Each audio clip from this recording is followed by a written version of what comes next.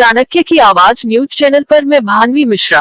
पलिया में रामलीला कमेटी की जमीन पर कब्जे का आरोप, एसडीएम को सौंपा ज्ञापन। लखीमपुर खीरी के पलिया कला में प्राचीन रामलीला कमेटी की जमीन पर अवैध कब्जे के विरोध में सदस्यों ने एसडीएम को ज्ञापन सौंपा। नई दुकानें बनवाने के नाम पर जमीन हड़पने और धार्मिक भावनाएं आहत करने का आरोप।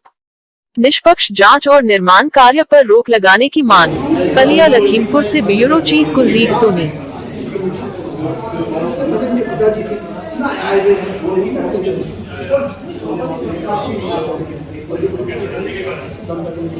मैदान है जिसका सन 62 में एक हुआ था, जिसमें राजा गजेंद्र बहादुर शाह ने दिया था कि रामलीला कमेटी से रामलीला मैदान दशहरा मेला होगा, सामाजिक धार्मिक आयोजन होंगे, बैनामे में लिखा हुआ है और इसका उपयोग नहीं होगा।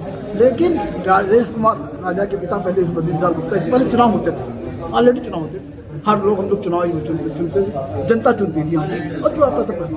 इनके पिताजी ने आके उसको कब्जा कर लिया। उसके बाद उनके पुत्र राजेश कुमार गुप्ता आके इन्होंने कब्जा कर लिया। न 30 साल से चुनाव न आए गए जनता को ऐसे बलदेव स्कूल में एक और तीनों सामाजिक संस्थाएं आती।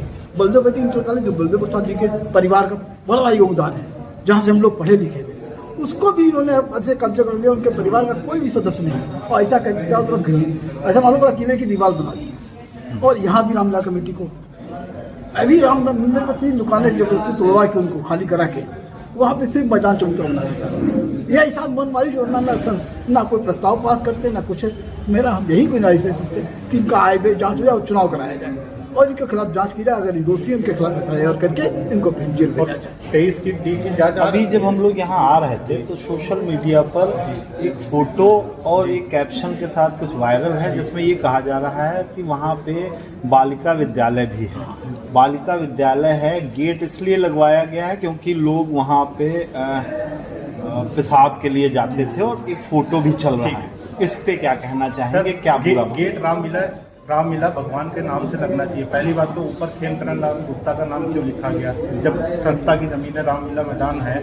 और दूसरी बात, जब गेट लगा है रामलीला मैदान का गेट लगा, उस पर बालिका इंटर का मतलब बोर्ड क्यों लगाया गया? जब स्कूल का गेट आगे से दे रखा है तो ग्राउंड में से गेट देने का क्या मतलब? और ग्राउंड का वो रास्ता स्कूल का थोड़ी ना, ग्राउंड का रास्ता है। रामलीला ग्राउंड है, वहाँ मेला लग सकता है और बाकी और जगह लग सकता है। 20 से 30 हज़ार रुपये रोज पर डे वहाँ से किराया वसूला जाता है, जिसकी ना कोई पर्ची दी जाती है ना कुछ दिया जाता है। ये राजेश गुप्ता द्वारा अवैध वसूली की जाती है। सोने के नाम पर रुपया वसूला जाता है, जिसकी रिकॉर्डिंग में मेरे पास है, मैं आपको सुनाता हूँ, देखिए आप। उनसे बात हमारी हुई थी, नियर अबाउट 40 लाख रुपीज उन्होंने दिया है।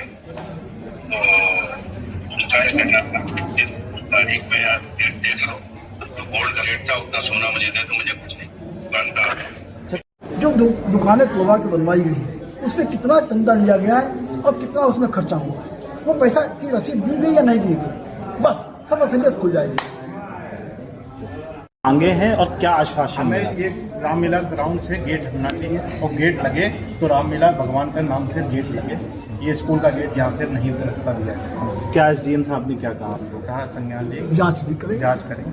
और जबकि मैंने रजिस्ट्रार में वहाँ लखनऊ कंप्लेंट भी कर रखी, आय व्यय का पूरा ब्यौरा की जांच भी हो रखी है। इन्होंने दंत फंड के माध्यम 1 महीने का इनको टाइम दिया गया था वहाँ से, 1 महीने के अंदर कि आप अपना आय व्यय का पूरा ब्यौरा लाइए। इस करोड़ों रुपए की धांधली करने के चक्कर में इन्होंने मिट्टी का खनन करा, जिसकी फोटो मैंने एसडीएम साहब को भी दे रखी है, वायरल भी कर रखी है कि ये देखिए रोज डंपर यहाँ गिर रहे हैं, कोई मैलानी से डंपर आ रहे हैं, रोज मिट्टी वहाँ गिर रही है।